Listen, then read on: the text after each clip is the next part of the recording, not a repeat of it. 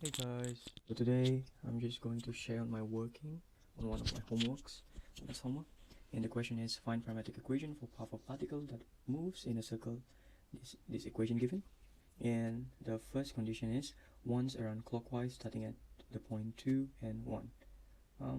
So what I did is, number 1, I led this to the parametric equation,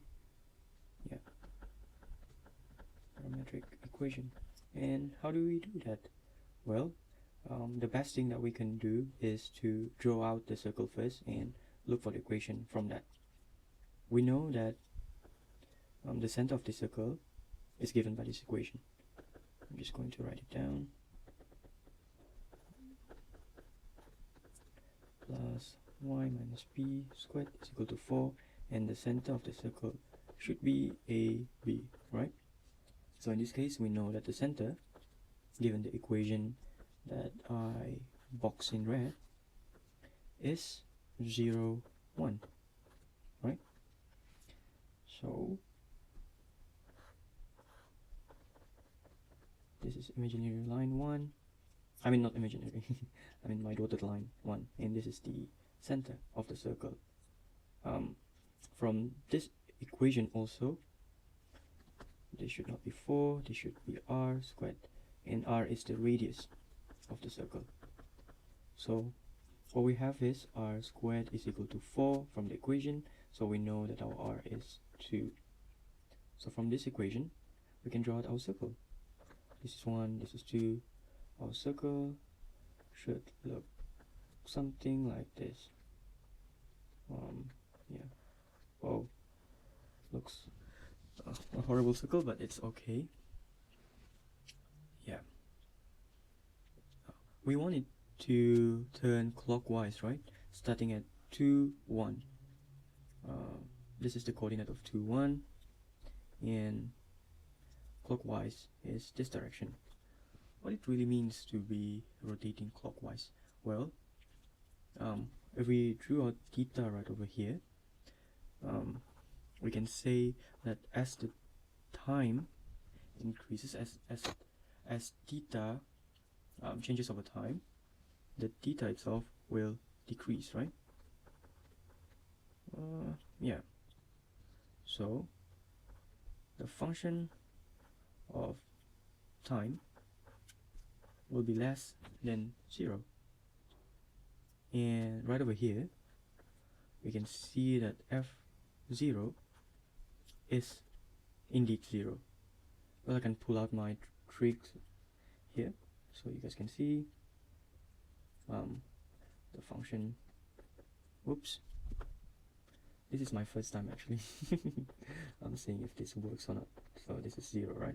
So you can see that this function right over here is 0. Okay. So because the theta decreases over time, we can choose t to be less than 0, or we can say that, or we can choose indeed the negative value of t. So what is our equation? I think I mumbled too much already. Okay. We know from trigonometry that in the x line, we can say this is the r cos theta, and in the y direction, this is r sine theta. So what we can do is, we know r is equal to 2.